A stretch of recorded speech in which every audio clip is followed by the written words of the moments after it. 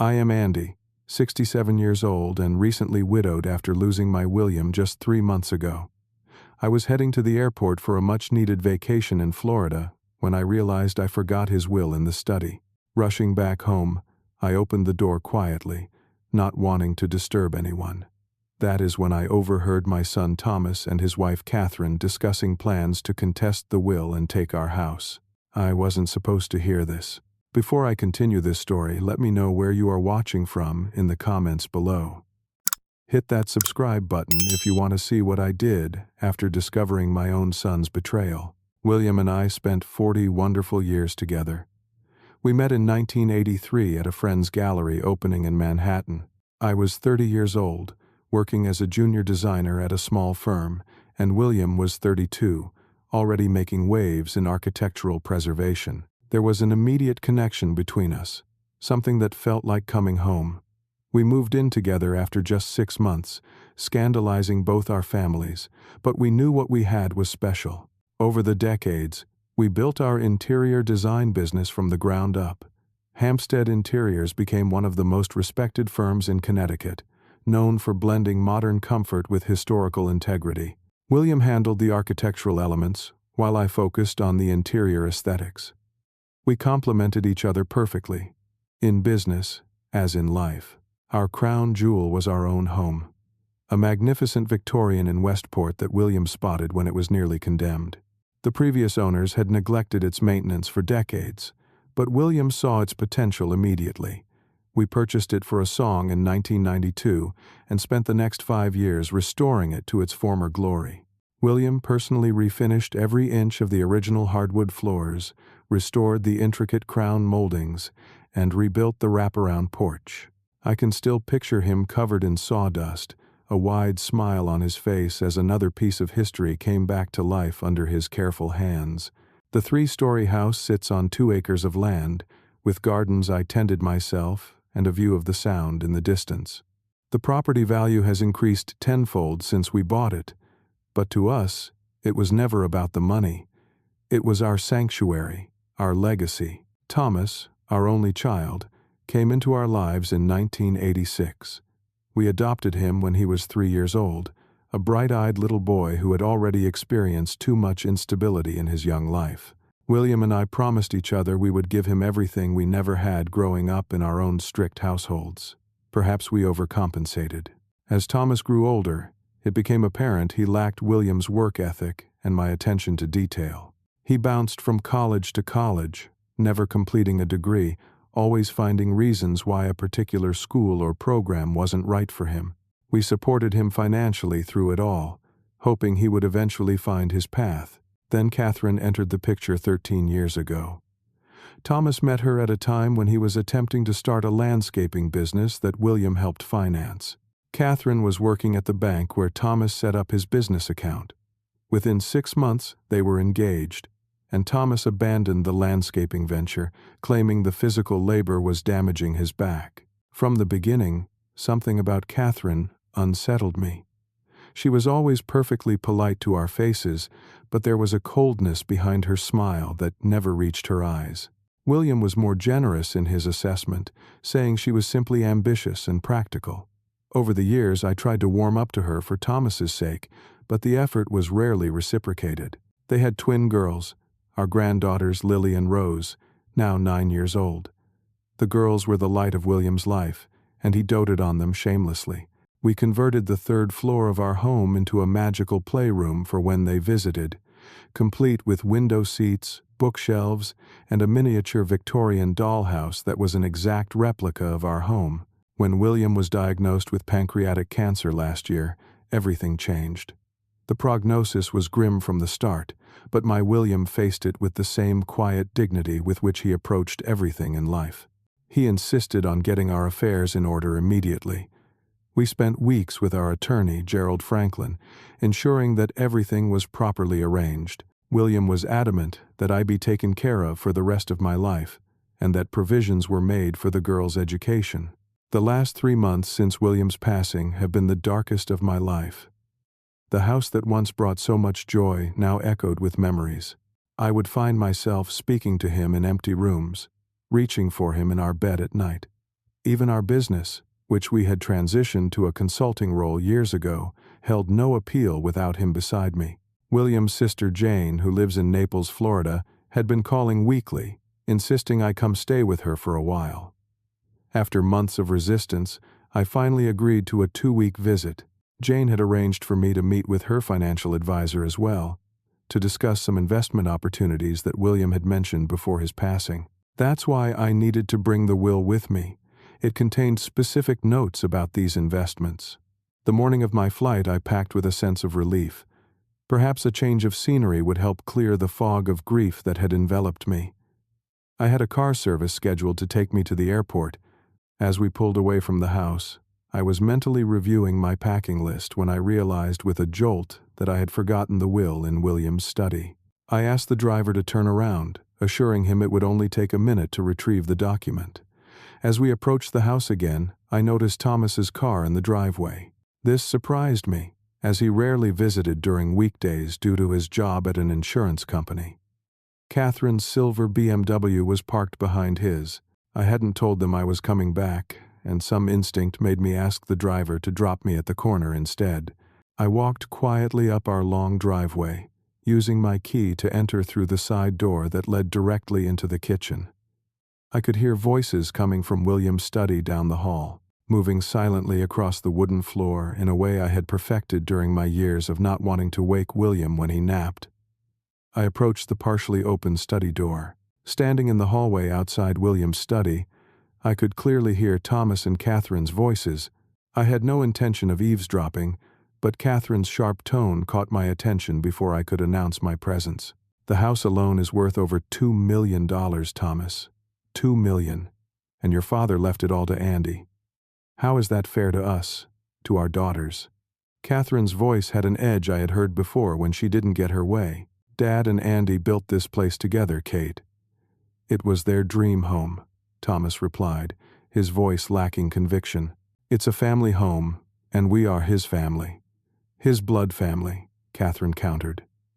"Look, I know you feel guilty about this, but think about the girls. Think about their future. This inheritance could set them up for life. Private schools, college, first homes, all the things your parents provided for you." I froze in the hallway, my hand gripping the decorative table beside me. They had seen the will? Gerald had been clear that the official reading wouldn't happen until next week. I had the only copy with me. "The will says Andy gets everything except the education fund for the girls and some personal items for me," Thomas said. "Dad was very specific. And that's exactly why we need to contest it," Catherine replied. "Your father wasn't thinking clearly during those last months. The medication, the pain, it affected his judgment. We can prove that." My blood ran cold. William had been lucid until the very end. The doctors had marveled at his mental clarity even as his body failed him. He had even consulted with a psychiatrist friend specifically to document his mental competence while updating his will, anticipating potential issues. William always thought of everything. "I don't know, Kate. Contesting the will seems extreme. Maybe we could just talk to Andy about helping us out a bit more financially," Thomas suggested. Catherine's laugh was sharp. "Oh, please. Andy barely tolerates me as it is. Do you really think he's going to voluntarily give us anything substantial? He's just the husband, Thomas, not real family. Without your father in the picture, what obligation does he have to us?" I felt as though I had been slapped. Just the husband? I had raised Thomas since he was 3 years old, attended every school event, nursed every fever, celebrated every small victory. I was as much his father as William had been. "That's not fair," Thomas said weakly. "Andy has always been good to me, to us." "Good to us? When was the last time he offered to help with the mortgage or the girls' school fees?" Catherine pressed. "Your parents have this massive house, a successful business, investment properties. And what do they give us? Birthday checks and Christmas presents. It's pathetic." I bit my lip to keep from making a sound. William and I had paid for their wedding, given them the down payment for their house, and bailed out Thomas's failed business ventures more times than I could count. We had never expected repayment, considering it part of our role as parents. To hear Catherine characterize our generosity as pathetic cut deep. Dr. Lowell already agreed to testify about how the medications could have affected your father's judgment, Catherine continued. He owes me a favor from when I helped his daughter get that bank job last year. You already talked to Dr. Lowell? Thomas sounded surprised. Kate, we haven't even decided if we're going through with this. Of course we're going through with it, Catherine snapped. I've already spoken with Justin Bennett at Feldman and Associates. He says we have a solid case to contest the will based on diminished capacity. They had already contacted a lawyer? This wasn't just idle talk or venting frustration. They were actively planning to challenge William's wishes, to claim he wasn't of sound mind when he made his decisions. What about Andy? Thomas asked. Where is he supposed to go if we get the house? He's 67, Thomas. He doesn't need a 3-story Victorian with 5 bedrooms. He can take some of the cash assets and buy a nice condo somewhere. It would be better for him anyway. Less maintenance, single-level living. We'd actually be doing him a favor. I pressed my hand against my mouth, tears welling in my eyes. This house was filled with 40 years of memories. Every corner held a piece of William and our life together. The idea of being forced out, of watching Thomas and Catherine take over the space William and I had lovingly created together, was unbearable. Justin thinks we should emphasize how Andy has his own successful career and doesn't need the inheritance the same way we do, Catherine continued. We can argue that William would have wanted to provide for his son and grandchildren first, and that the medication clouded his judgment. But that's not true, Thomas protested, though his voice remained weak. Dad was always clear about wanting Andy to have security after he was gone. It doesn't matter what your father said when he was alive, Catherine countered. What matters is what we can prove in court. And with Dr. Lowell's testimony, plus evidence of your father's heavy medication, we have a strong case. I could picture Catherine's expression, the determined set of her jaw that appeared whenever she was strategizing. I had seen it at family gatherings, when she maneuvered to leave early, or when she negotiated aggressively with salespeople. We should start documenting everything, she continued. Take photos of his prescription bottles, get copies of his medical records. The more evidence we have of his impaired state, the better our chances. Taking his medical records seems invasive, Thomas said. And aren't there privacy laws about that? Don't be naive, Thomas. This is about securing our children's future. Your father would have wanted that if he'd been thinking clearly. I had heard enough. My legs felt weak, and I worried I might make a sound if I stayed any longer.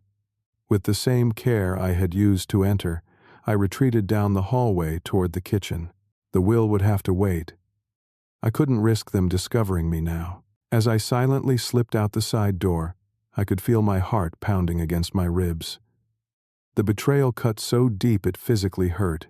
William had worried about Thomas challenging the will, but I had dismissed his concerns. I couldn't believe our son would do something so hurtful, so counter to everything we had taught him about integrity and respect. I walked quickly down the driveway, pulling out my phone to call the driver who had thankfully not left yet. As he pulled up to the corner to collect me, I glanced back at our beautiful home, now feeling like a battleground rather than a sanctuary. The magnificent oak tree William and I had planted the year we moved in swayed in the breeze, oblivious to the betrayal unfolding within its shadow. The car ride away from our neighborhood passed in a blur. I asked the driver to take me anywhere but the airport, eventually directing him to Campo Beach. Even in early spring, with a brisk wind coming off the water, the beach had always been my thinking place. William and I had walked this shoreline hundreds of times over the years, solving problems and making plans with the rhythm of the waves as our backdrop. I found an empty bench facing the water and sat down, my body feeling twice its age. The tears came then, hot and unstoppable. 40 years of love and commitment, of building a family and a home together, and this was where we had landed. My husband gone, and my son plotting behind my back to challenge his final wishes. An older couple walked past, the woman giving me a sympathetic glance.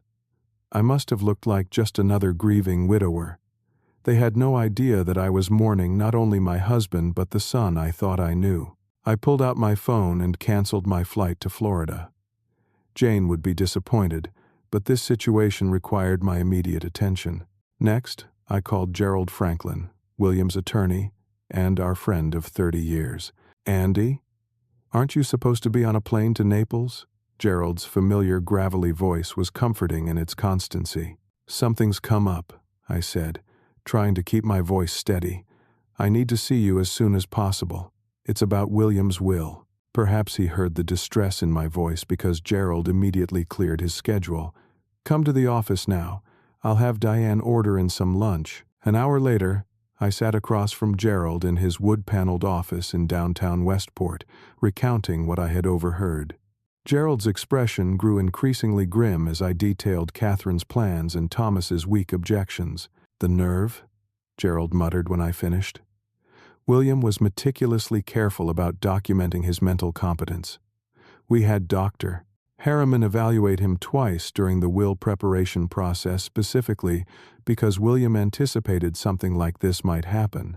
"He knew our son better than I did," I said bitterly. Gerald reached across his desk and patted my hand, a rare gesture from the normally reserved attorney.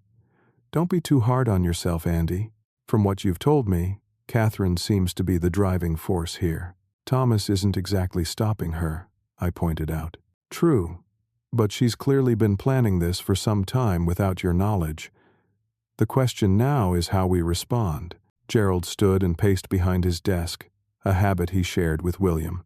Both men thought better on their feet. "The good news is we're well prepared for a challenge. The bad news is that even frivolous will contests can drag on for months or years, causing unnecessary stress and legal fees." "What are my options?"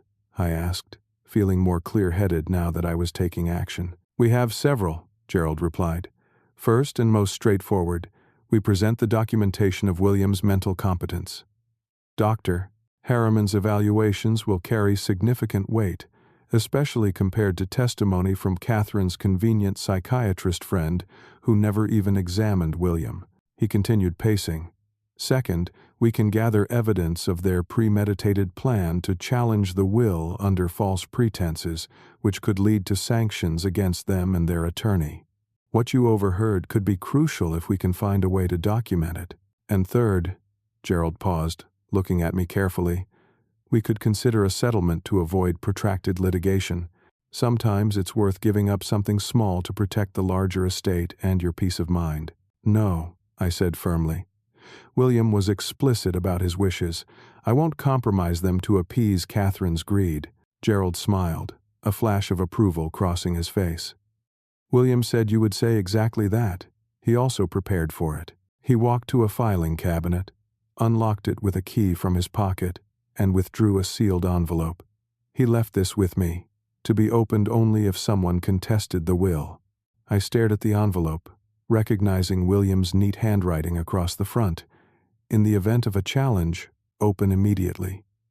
Even from beyond the grave, my husband was looking out for me. "What is it?" I asked. "A video statement," Gerald replied. William recorded his explicit wishes along with the reasoning behind them.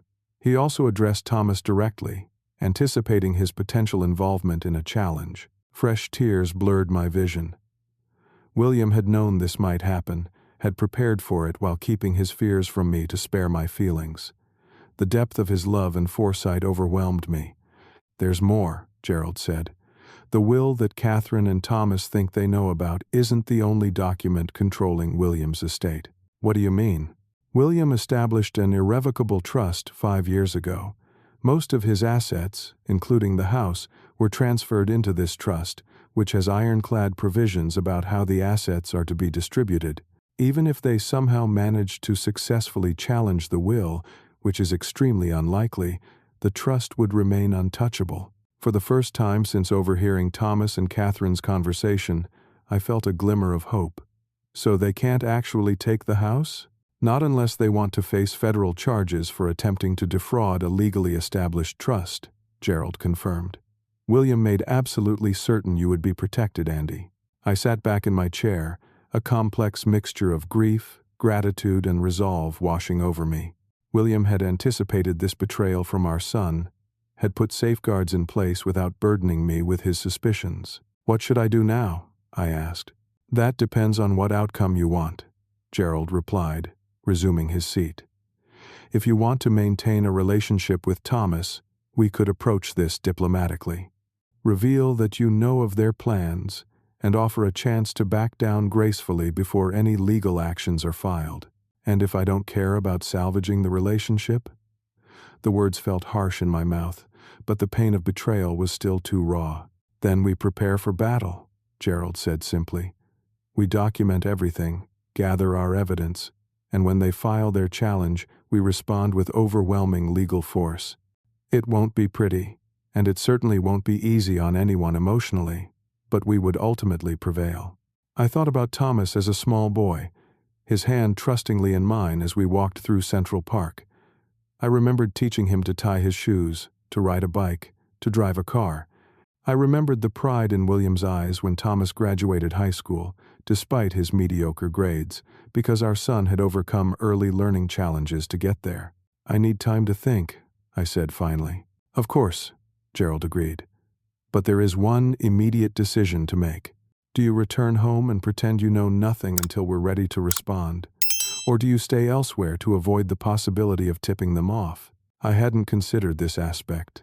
The thought of facing Thomas and Catherine, of sitting across the dinner table from them, knowing what they were planning, made my stomach turn.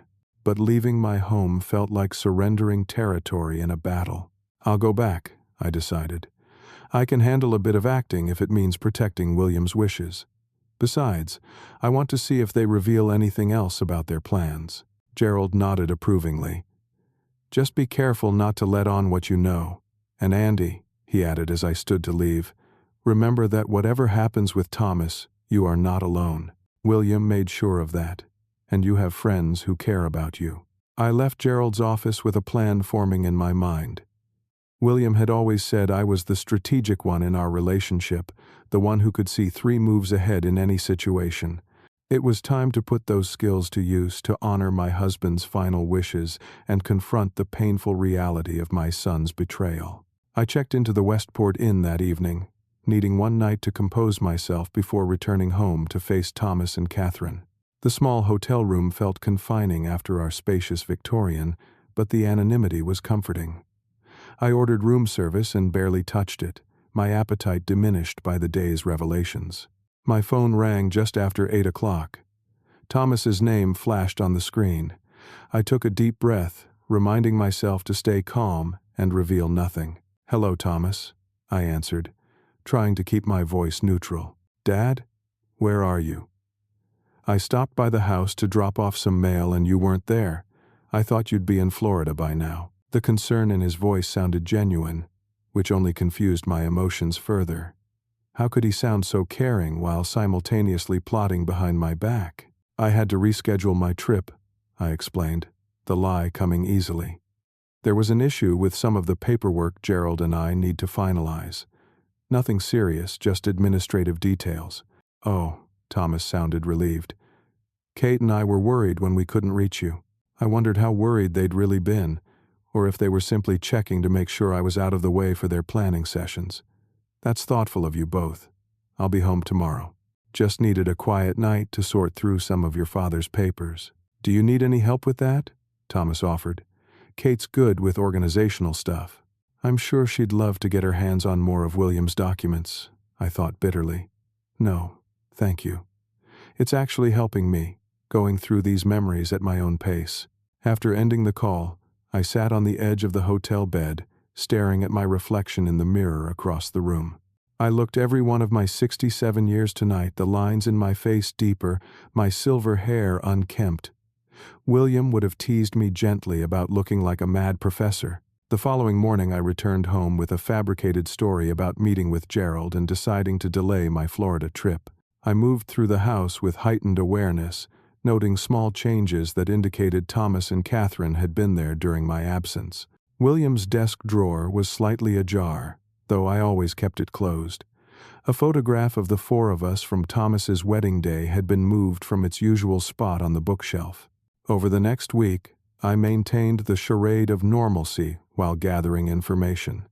Thomas visited 3 times, each time bringing Catherine and sometimes the twins.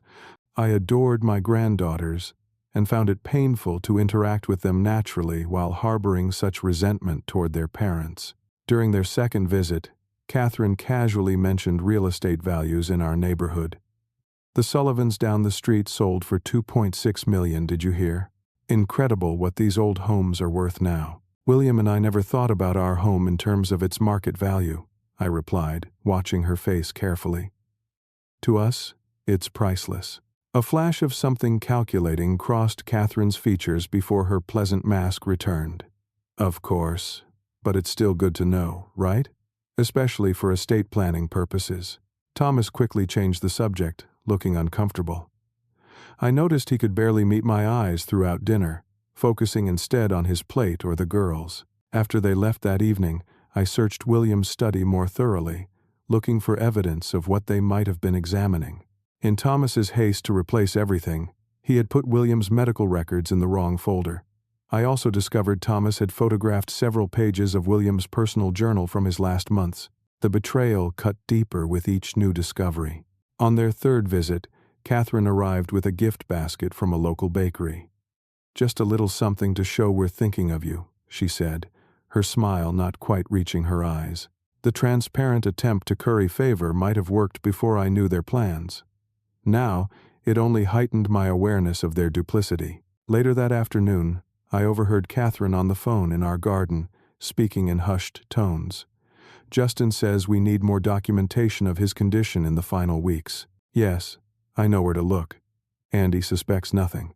That evening, after they left, I discovered several items missing from William's collection of architectural salvage pieces. Small items he had carefully restored from historical homes before their demolition. Thomas knew how much those pieces meant to William, how each one told a story of preservation and respect for history. That he would take them without asking, especially now, revealed a disregard for both his fathers that I found difficult to reconcile with the son I thought I had raised. The most painful discovery came when Thomas's phone accidentally synced to our home computer system, revealing text messages between him and Catherine. "Catherine, Dad always favored Andy over family. This is our chance to set things right. Thomas, I just feel bad about it. He's still my dad. Catherine, your real dad is gone, Thomas, and he would want you and the girls provided for. We're just making sure his true wishes are honored, not what Andy convinced him to do." The suggestion that I had somehow manipulated William's decisions was not just false, but insulting to William's memory. My husband had been the most strong-willed, clear-thinking person I had ever known. The idea that I could have swayed him against his wishes for our son was absurd to anyone who had known him.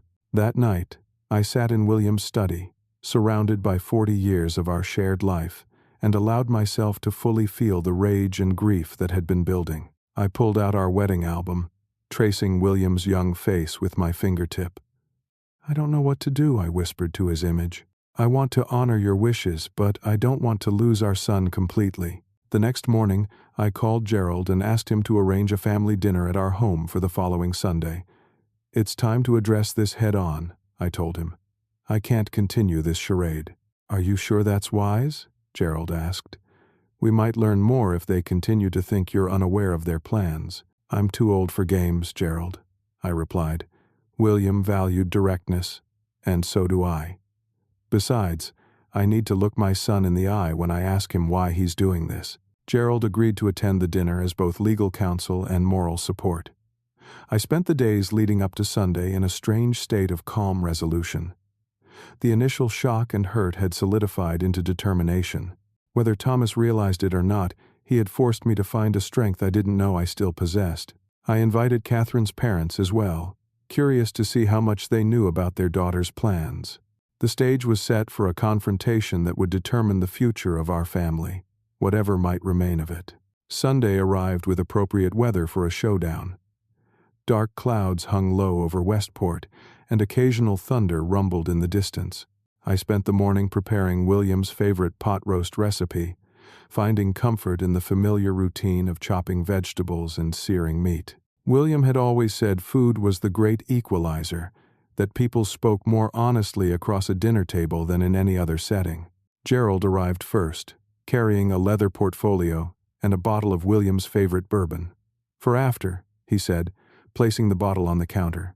We might need it. Thomas, Catherine, and the twins arrived next, the girls running to hug me while their parents lingered awkwardly in the entryway. I noticed Catherine scanning the room, perhaps looking for more items to inventory for their case. Everything looks lovely, Andy, she said with practiced politeness. Can I help with anything? No, thank you, I replied, equally polite. Everything's under control. Thomas looked surprised to see Gerald in the kitchen. Gerald? I didn't know you were joining us. Andy and I have some estate matters to discuss, Gerald replied smoothly. He thought it would be efficient to combine it with family dinner. A flicker of alarm crossed Catherine's face before she masked it with another smile. How practical. My parents should be here any minute. They're always running a bit late. The Millers arrived 10 minutes later. Howard and Patricia Miller had always been cordial to William and me, though never particularly warm. Howard was a bank manager who had helped Catherine secure her position at Connecticut First Bank. Patricia taught piano and had insisted on giving lessons to the twins despite their clear lack of interest or aptitude. Andy, the house looks wonderful as always, Patricia said, air-kissing both my cheeks. How are you holding up, dear? One day at a time, I replied, the standard answer I had developed for such inquiries. Dinner began pleasantly enough. The twins chattered about school and their upcoming soccer tournament.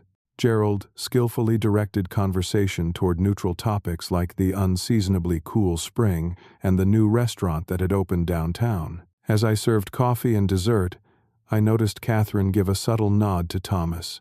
He cleared his throat awkwardly. Dad, we actually wanted to talk to you about something important. Oh, I said, meeting his gaze steadily. It's about the house and the estate, Thomas continued, his voice gaining confidence.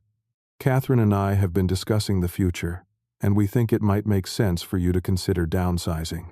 Catherine jumped in, her voice honeyed with false concern. This place is so large for just one person, Andy. The maintenance alone must be overwhelming. We worry about you rattling around here by yourself. I took a sip of water, letting the moment stretch. That's thoughtful of you.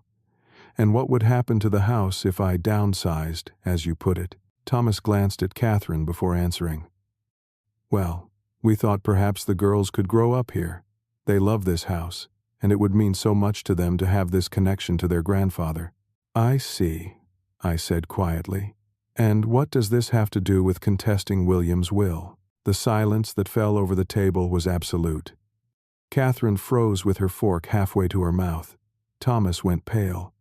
Even the twins sensed the sudden tension, looking up from their desserts with wide eyes. I don't know what you mean, Thomas finally stammered. I think you do, I replied, my voice remaining calm despite the hammering of my heart. I know about the meeting with Justin Bennett at Feldman and Associates. I know about Dr. Lowell's agreement to testify about William's mental state. I know you've been photographing William's medical records and journal. Catherine's shock quickly transformed into calculation. I could almost see her mind working, assessing how much I knew and how to spin the situation. There seems to be some misunderstanding, she began, but I cut her off. No misunderstanding, Catherine. I heard you both in William's study last week, discussing your plans in detail. I know you intend to claim William wasn't of sound mind when he updated his will. Howard Miller leaned forward. What's this about, Catherine? You told us Andy was planning to sell the house and needed financial advice. Catherine shot her father an irritated glance. Dad, not now. Yes, now, I insisted. I'd like to hear what Catherine has been telling you. Patricia Miller looked uncomfortable. Catherine mentioned that William's final wishes might not have been properly documented due to his illness. She was concerned about making sure his true intentions for his grandchildren were honored. His true intentions were documented meticulously, Gerald interjected, opening his portfolio. William underwent psychiatric evaluation twice during the preparation of his will, specifically to prevent any challenges based on mental competence. Thomas looked genuinely surprised at this information. He did? Your father was nothing if not thorough, I said. He anticipated that someone might try to claim he wasn't thinking clearly. Catherine's composure slipped momentarily. That's convenient, isn't it? almost like you expected a challenge and prepared for it. William expected it, I corrected. I trusted our son would respect his father's wishes. I turned to Thomas. Clearly, I was wrong. Thomas flushed. Dad, you have to understand, this isn't just about money. It's about family legacy. Dad would have wanted the girls to have security.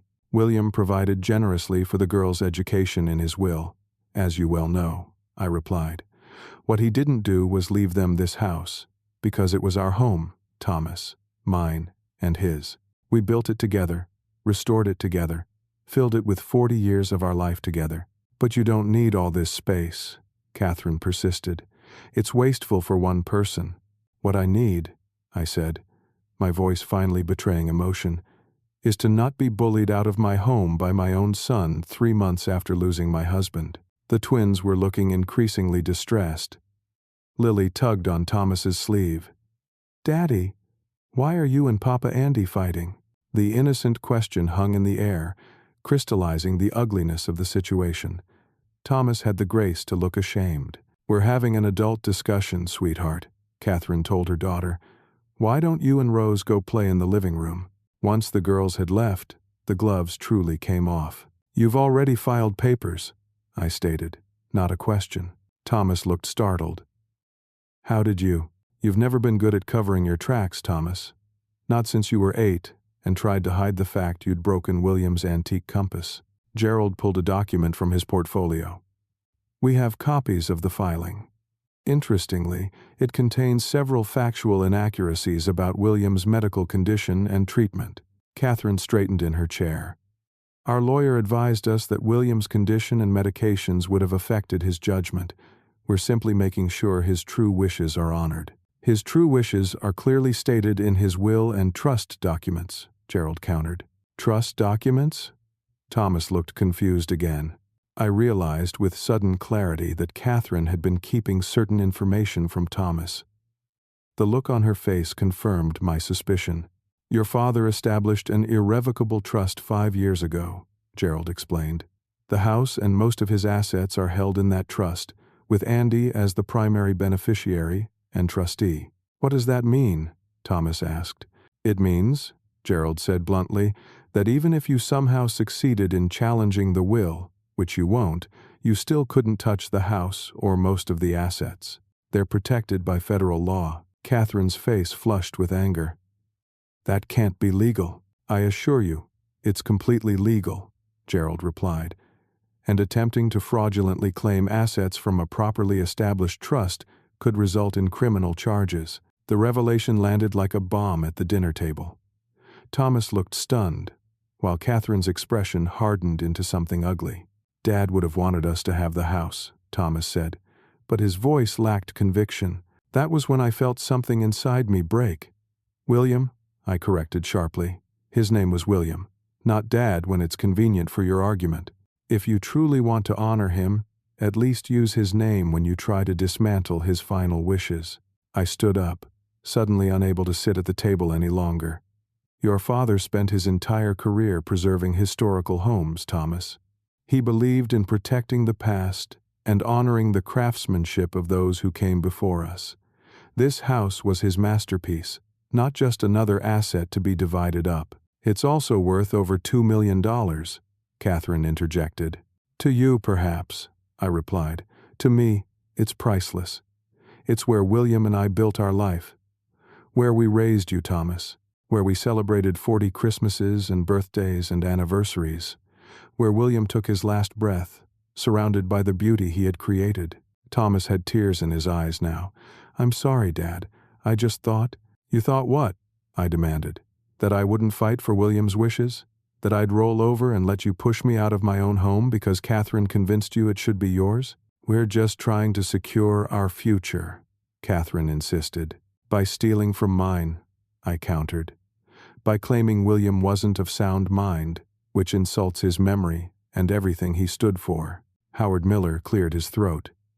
Catherine, I think you may have misrepresented the situation to us. Stay out of this, Dad, Catherine snapped. No, I think he's right, Patricia said, looking disturbed. Catherine, You told us Andy was taking advantage of William's condition to secure the estate for himself. This sounds very different." The final piece clicked into place. Catherine had been manipulating everyone, including her own parents, spinning a narrative that cast me as the villain. "I have William's video statement," Gerald said into the tense silence. He recorded his wishes and the reasoning behind them, specifically addressing the possibility of a challenge to his will. "I don't need to see it," Thomas said quietly. "I think you do," I insisted. "I think you need to hear your father's voice telling you exactly why he made the decisions he did." Gerald set up his laptop on the dining table, and William's face appeared on the screen. Even after 3 months, seeing him so alive, so recently vibrant, sent a shock through my system. His face was thin from the cancer, but his eyes were clear and determined. "Hello, Andy," William began. "If you're watching this, it means someone has challenged my will, and I'm guessing who that someone might be." He sighed, looking tired but resolute. "Thomas, if you're there too, I want you to listen carefully. The decisions I've made about my estate aren't hasty or impaired by medication. They reflect my clear wishes after long consideration." As William continued explaining his reasoning, I watched Thomas's face. The fight seemed to drain out of him with each of William's clear, rational sentences. Catherine, on the other hand, grew increasingly rigid, her mouth a thin line of displeasure. "The house belongs with Andy," William stated firmly. "We built our life there together.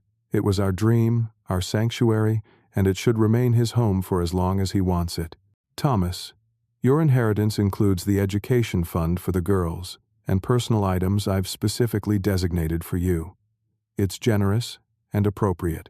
If you're watching this video, it means you're trying to take more than I intended to give you, and I'm deeply disappointed." Thomas was openly crying now. Catherine's parents looked shocked and uncomfortable. "I love you, son," William continued, his voice gentler, "but I've watched you follow the path of least resistance your entire life. You've allowed others to make decisions for you, to push you into actions that don't align with your values. I hope someday you'll find the strength to stand on your own, to make choices you can be proud of." The video ended with William looking directly at the camera, his gaze seeming to reach across time and space to connect with each of us. "Andy, I love you. I trust you to stand firm. Our life together was my greatest joy, and this house is part of that legacy. Don't let anyone take it from you, not even our son." The silence that followed was profound. Gerald quietly closed his laptop. Catherine's parents exchanged glances loaded with unspoken communication. Thomas stared at his hands, shoulders slumped in defeat. "I think we should go," Catherine finally said, her voice tight with suppressed rage. "I think that would be best," I agreed. As they gathered their things and collected the twins from the living room, Thomas lingered behind. "Dad, I'm sorry. I don't know what to say." "Then don't say anything," I replied. "Just think about who you want to be, Thomas. The man your father hoped you would become, or someone else entirely." After they had all left, Gerald poured 2 glasses of William's bourbon. "You did well," he said, handing me one. Did I? I wasn't sure what I had accomplished beyond confirming that my son had been willing to betray me, to disregard his father's wishes for financial gain. You stood your ground. You honored William's wishes, and you gave Thomas something to think about. I sipped the bourbon, letting its familiar warmth spread through my chest. "I just lost my son, Gerald." "Maybe," Gerald conceded. "Or maybe you gave him a chance to find himself." William was right about Thomas following the path of least resistance. Catherine has been leading him down her path for years. I wasn't sure if that made it better or worse. Either my son was weak-willed and easily manipulated, or he truly believed I deserved to be pushed out of my home. Neither option brought much comfort. The house felt emptier than ever that night, the confrontation having stirred up all the grief I had been trying to process. But beneath the pain, I felt a glimmer of something else. A sense of having stood up for William and for myself, of having faced the betrayal directly rather than letting it fester in shadows and whispers. The days following the confrontation were eerily quiet. I expected angry calls from Catherine or tearful apologies from Thomas, but none came. Gerald assured me this was a positive sign, suggesting they might be reconsidering their position after the revelations at dinner. "Don't get complacent," he warned during our meeting the following Wednesday. "Catherine strikes me as the type to regroup rather than retreat. We need to be prepared for her next move." We spent the afternoon strengthening our position. William had been extraordinarily thorough in documenting his wishes and mental competence, but we gathered additional evidence to support our case. Dr. Harriman provided detailed records of his evaluations, confirming that William had been exceptionally lucid and determined during their sessions. William's oncologist, Dr. Patel, wrote a letter stating that while William's body had been failing, his mind had remained sharp until his final days. "In 30 years of practice," she wrote, "I have rarely seen a patient maintain such clarity of thought while facing terminal illness. But our most valuable ally emerged unexpectedly. Janet Winters, Catherine's former colleague at the bank, contacted Gerald after hearing rumors about the will contest. Catherine has been planning this for years," Janet revealed when we met for coffee. "Even before William got sick, she was talking about how much the house was worth and how Thomas deserved a larger inheritance as the actual son. She tried to get me to notarize some documents without proper identification once. When I refused, she got me transferred to a different branch." Janet agreed to provide a sworn statement about Catherine's premeditation, including specific conversations she had witnessed. "She's not a good person," Janet concluded. "I've kept quiet too long because I feared professional retaliation, but this crosses a line." Armed with Janet's testimony and medical documentation, Gerald filed a strongly worded response to Thomas and Catherine's petition. The legal language was civil but uncompromising, making it clear that we would fight the challenge with every resource available. We've also included notice that if they persist with these frivolous claims, we'll pursue sanctions against them and their attorney for filing a knowingly false petition, Gerald explained. That should make Justin Bennett think twice about continuing to represent them. While the legal strategy progressed, I faced a more personal challenge: the damage to family relationships. The twins had been sending me worried text messages, clearly picking up on the tension without understanding its cause. "Papa Andy, are you mad at Daddy?" Lily wrote. "He looks sad all the time. Mom says we can't visit you right now," Rose added. "But we miss you." Their innocent messages broke my heart. The girls were collateral damage in a battle they had no part in creating. After consulting with Gerald about potential legal implications, I arranged to meet the twins for ice cream after school, carefully timing it for when Catherine would be at her weekly hair appointment. Thomas appeared surprised but relieved when I suggested the meeting. "They've been asking about you constantly," he admitted over the phone. I didn't know what to tell them. "Tell them the truth," I suggested, "that adults sometimes disagree, but it doesn't change how much we all love them." The ice cream outing was bittersweet. The girls chattered happily about school and friends, seemingly unaware of the weight I carried. When Rose asked why everyone was fighting, I chose my words carefully. "Sometimes grown-ups have different ideas about what's fair," I explained. "Your grandfather William made certain plans, and now we're sorting out some disagreements about those plans." "Is that why Mom says we might move into your house?" Lily asked innocently. I nearly choked on my ice cream. "Did she say that recently?" The girls nodded in unison. "She told us to pick which bedrooms we want," Rose added. So Catherine was continuing to push forward despite everything. The knowledge hardened my resolve. This wasn't just about the house anymore. It was about honoring William's wishes and standing up to manipulation and deceit. The next development came from an unexpected quarter. Patricia Miller called me directly, something she had never done before. "Andy, I owe you an apology," she began without preamble. "Howard and I had no idea what Catherine was really doing. She told us William had been coerced into changing his will during his illness, and that you were taking advantage of the situation. And you believed her?" I couldn't keep the hurt from my voice. Patricia sighed heavily. "We wanted to believe our daughter was acting righteously. But after that dinner, Howard and I did some reflecting and investigating of our own. We spoke with William's doctor, with friends who visited during his final months. Everyone confirmed what you said about his mental clarity. "Thank you for telling me this," I said, genuinely touched by her honesty. "There's more," Patricia continued. "Catherine and Thomas have been having financial problems for years. They've remortgaged their house twice and maxed out multiple credit cards. Catherine was counting on an inheritance to solve their problems." This new information fit perfectly with Catherine's desperate push for the house and assets. She wasn't just being greedy, she was drowning financially and saw William's estate as a lifeline. I shared this revelation with Gerald, who immediately recognized its strategic value. "This establishes clear financial motivation for their fraudulent claims," he noted, "and it explains why Catherine has been so aggressive about pushing this forward, despite the overwhelming evidence against their position." A week later, we received word that Justin Bennett had withdrawn as Thomas and Catherine's attorney, citing professional considerations. Gerald's sources in the legal community reported that Bennett had concluded the case was both unwinnable and potentially damaging to his professional reputation. "They'll have trouble finding another reputable attorney to take this on," Gerald predicted.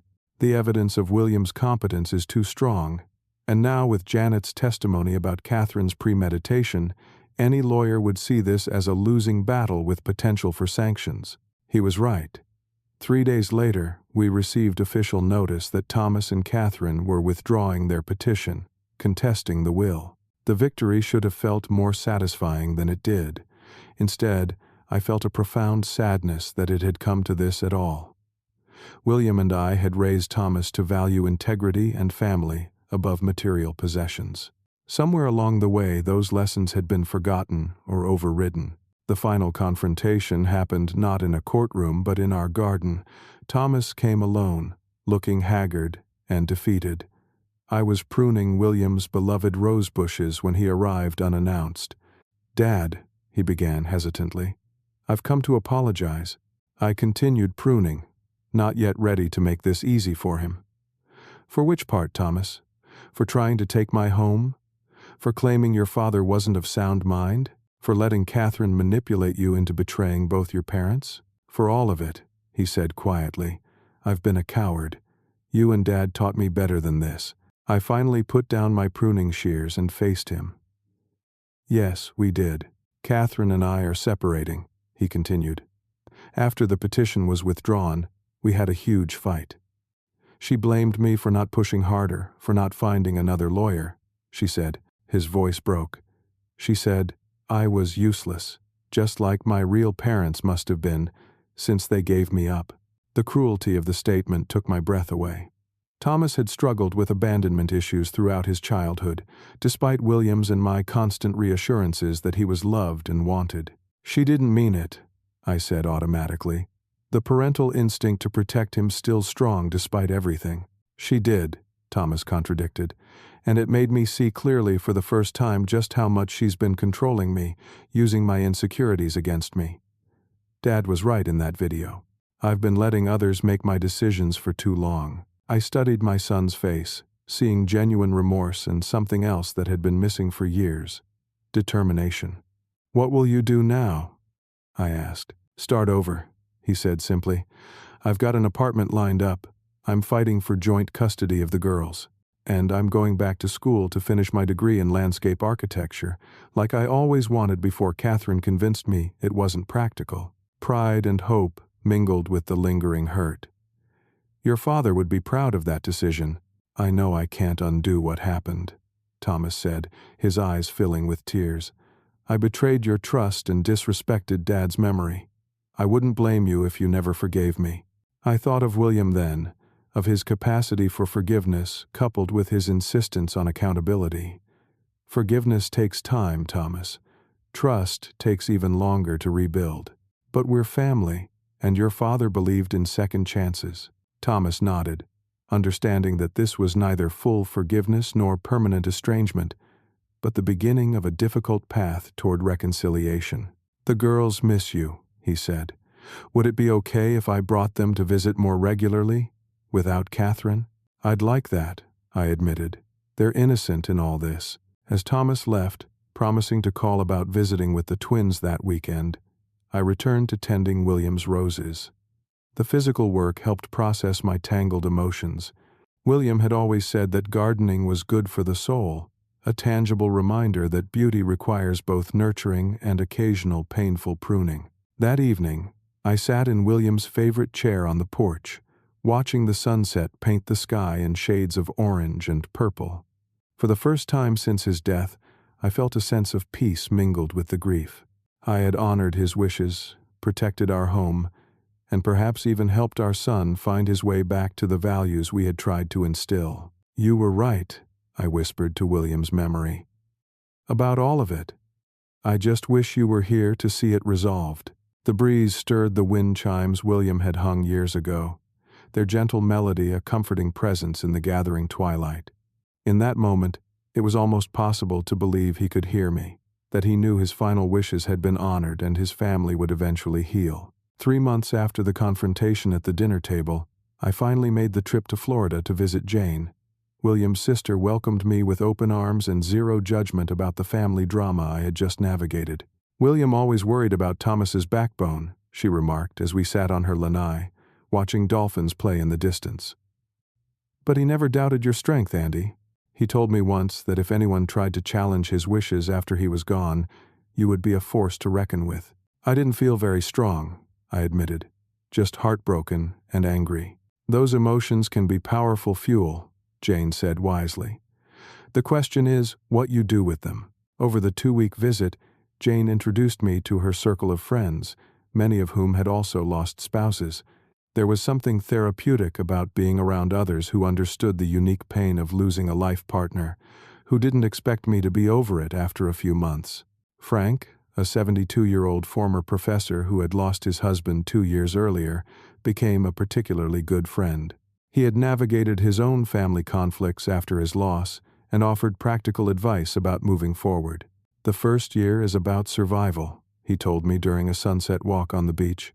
"The second is about finding yourself again. You're not just William's widower, Andy. You're still you, with your own journey ahead." His words resonated deeply. Since William's diagnosis, I had defined myself primarily as his caretaker, then as his grieving husband. The legal battle with Thomas and Catherine had further narrowed my focus. Now, with that chapter closing, I faced the daunting question of who Andy was without William by his side. Upon returning to Connecticut, I found the house both comforting in its familiarity and oppressive in its emptiness. Every room held memories, some joyful, some now painful. After much reflection, I decided to make some changes while honoring the home's integrity. I hired a contractor William had often collaborated with to convert the third-floor playroom into a bright art studio. William had always encouraged my watercolor painting, a hobby I had neglected during his illness. Now, with northern lights streaming through the dormer windows, I found myself drawn to the easel again, capturing the garden views William had loved. Thomas brought the girls to visit every other weekend, true to his word. Our relationship remained fragile, but each visit built a small measure of trust. He had enrolled in classes at the local community college and seemed genuinely committed to his fresh start. Catherine, I heard through Jane, who heard from mutual acquaintances, had moved in with her parents temporarily while house hunting. The twins adjusted to the new arrangement with the resilience of children. They loved the art studio and often painted alongside me, creating colorful interpretations of the garden flowers. One Saturday, Lily produced a remarkably sensitive portrait of William from a photograph. "I miss Grandpa," she said simply, handing me the painting. "So do I, sweetheart," I replied, touched by her gift. "But he would be very proud of this painting." 6 months after William's passing, I finally felt ready to fulfill one of his last requests. We had discussed scattering some of his ashes in Central Park, near the spot where we had first met at that gallery opening all those years ago. Thomas asked to accompany me, a request that surprised but pleased me. On a crisp autumn day, reminiscent of when William and I had first walked those paths together, Thomas and I made our way to the small bridge overlooking the pond. Few words were necessary as I opened the small container and let the ashes drift into the water below. "He loved you very much, Thomas," I said quietly. "Despite everything, he never stopped believing you would find your way." "I know," Thomas replied. his voice thick with emotion. "I just wish I had realized what I had in both of you while he was still here." The moment held a bittersweet healing, a shared grief that began to bridge the chasm between us. Back at home, I found myself increasingly busy.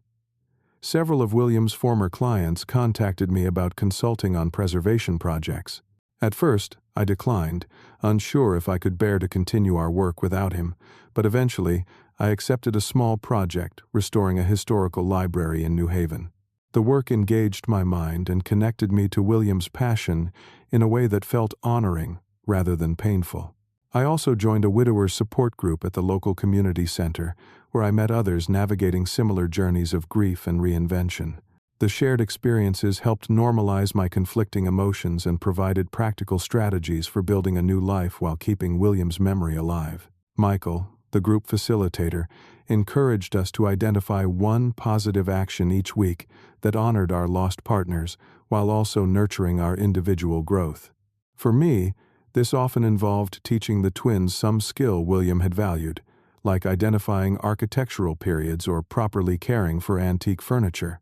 These lessons became treasured rituals during their visits, ways of keeping William present in their lives.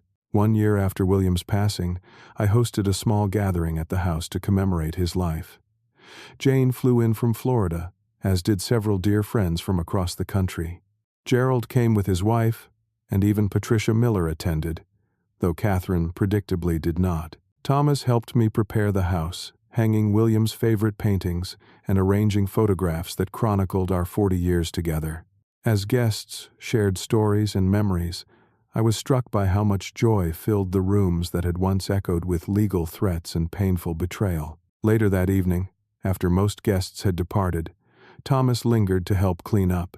We worked side by side in comfortable silence until he spoke. "Dad, I want you to know I'm grateful you fought for this house," he said, gesturing at our surroundings. "Not just because it's Dad's legacy, but because it means the girls will always have this connection to him, to both of you." "That means a lot, Thomas," I replied, genuinely touched. "Catherine tried to convince me it was just a building, just an asset," he continued. "But being here today, seeing everyone come together in the spaces Dad created, I finally understand what you were fighting for." The admission felt like a significant step in our healing process. Thomas was beginning to see beyond the material value to the true worth of what William had built and left behind. As life settled into new patterns, I discovered an unexpected freedom in my solitude. I traveled more, accepting an invitation to lecture on historical preservation in Chicago, then visiting friends in Santa Fe I had neglected during William's illness. I found joy in simple pleasures that had been overshadowed by grief, rediscovering my love for classical music, gourmet cooking, and long walks along the shore. The legal battle with Thomas and Catherine had forced me to stand on my own, to fight for what mattered most to William and to me. That hard-won strength carried over into other areas of my life, giving me confidence I had previously drawn from William's presence. Not every day was easy. Holidays and anniversaries brought fresh waves of grief. Sometimes I still turned to share a thought with William before remembering he wasn't there. The king-sized bed still felt too empty on cold winter nights. But these moments no longer overwhelmed me as they once had. 2 years after losing William, I sat in our garden on a perfect June evening. The roses he had planted were in full bloom, their fragrance filling the air. The house behind me stood solid and welcoming, its lights warm against the gathering dusk. Thomas had brought the twins earlier that day, and their laughter had echoed through rooms that had known too much silence. In that moment of quiet reflection, I realized the most important lesson of my journey, that honoring William's wishes had ultimately been about honoring his love, his vision for our family, even in his absence. By fighting for our home, I had preserved not just a building but a sanctuary where healing could eventually take place, where his granddaughters could grow up knowing their grandfather through the beauty he had created. The path forward would never be perfect. Thomas and I were rebuilding our relationship one careful conversation at a time. Catherine remained distant, though she had stopped fighting the custody arrangement. The grief of losing William would always be part of me. but I had found a way to carry that grief while still embracing life, to honor what was while creating what could be. As the first stars appeared in the twilight sky, I raised my glass in a silent toast to William, to the life we had shared, and to the strength I had found in protecting his final wishes. The journey through betrayal and loss had led, unexpectedly, to a new kind of peace. What would you do if you were in my position? Would you have fought for your home like I did, or would you have chosen a different path? Life often presents us with impossible choices when we're at our most vulnerable. I hope sharing my story has helped someone out there facing their own difficult family situation. Please leave a comment below with your thoughts, and if this story resonated with you, hit that subscribe button and share it with someone who might need to hear it. Thank you for listening to my journey, and remember that even in our darkest moments, we often find strength we never knew we possessed.